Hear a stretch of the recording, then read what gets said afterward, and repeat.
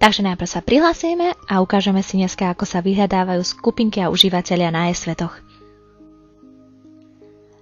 Na hornej karte si nájdete položku vyhľadať, na to klikneme, toto vám ukážu, môžete si dať vyhľadávať užívateľa alebo skupinku a môžete si ho dať vyhľadávať, dajme tomu, full textovo a to vám vyhľadá potom vo všetkých možných položkách. Takže dám si kľúčové slovo Marfa, ono mi to ukáže všetkých, ktorých to majú buď v mene, alebo v e-mailovej adrese, alebo kdekoľvek. No toto zrušíme, ale môžeme si dať vyhľadávať aj konkrétne podľa nejakého niku, podľa e-mailu, mena, priezviska, čokoľvek, čo vám napadne, čo si pamätáte, tak to môžete dať vyhľadávať. Prípadne si môžete dať vyhľadať všetkých mužov na e-svetoch, dáme vyhľadávať a toto nám ukáže všetkých mužov. Alebo ak chcete bližšie, tak si môžete povedať, dajme tomu, že chceme vyhľadať všetkých mužov z okolia Bystrice.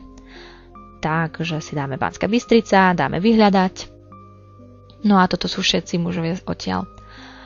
No a prípadne si môžete dať aj iné podmienky, napríklad, že či sú online, offline, ich vek, alebo dajme tomu ich oblasti záujmu. A môžete si ich dať kľudne aj viac. Takže si dáme vyhľadať všetkých, ktorí zaujíma životný štýl a dáme tomu voľný čas, zábava. Dáme si vyhľadať a toto mi nájde všetkých užívateľov, ktorí si to v svojom profile zaklikli. Ak vás to nebaví, môžete si dať zrušiť kritériá a vyhľadávať iné. Tu mi ukáže, že ich pohlavie, ich stav, že či sú online, offline, môžem im poslať správu alebo sa prekliknúť do ich profilu. Takže klikneme si na profil, ukážeme si to, ako to bude vyzerať.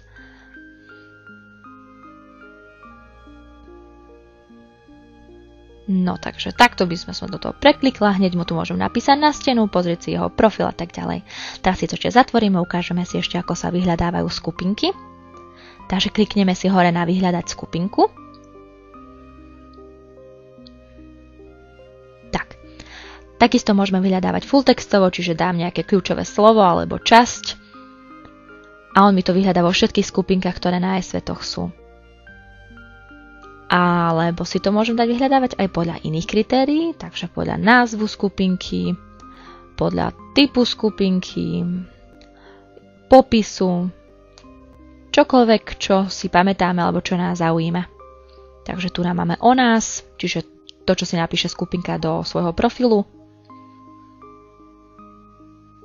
No a takto to vyzerá, keď vám žiadnu skupinku nie je schopné vyhľadať, keď už proste taká skupinka na svetoch neexistuje. Alebo vás zaujímajú skupinky jedného konkrétneho užívateľa, no tak si ich vyhľadáte podľa skupinového admina.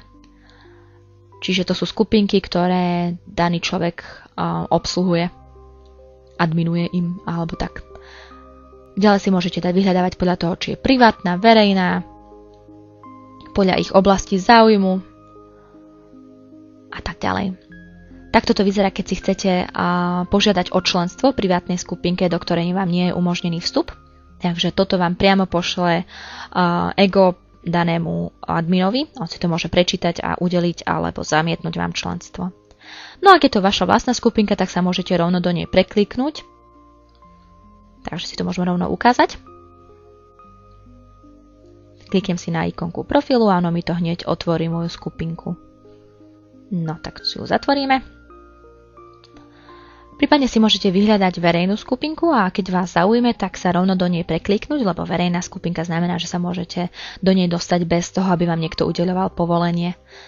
No, takto som sa do nej dostala, znova si ju zatvorím a viac informácií nájdete na help.svt.sk.